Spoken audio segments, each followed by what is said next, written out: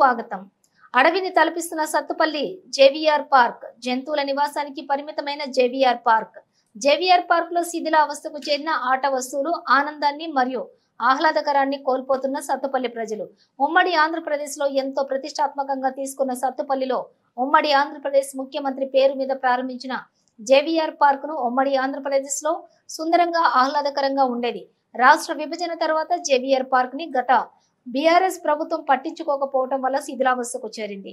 ప్రస్తుతం ఉన్న కాంగ్రెస్ ప్రభుత్వంలో జేవీఆర్ పార్క్ ని సుందరంగా తీర్చిదిద్ది సత్తుపల్లి ప్రజలకు సేద తీర్చుకునేందుకు మళ్లీ జేవీఆర్ పార్క్ కి పూర్వ వైభవం తీసుకురావాలని సత్తుపల్లి ప్రజలు కోరుకుంటున్నారు.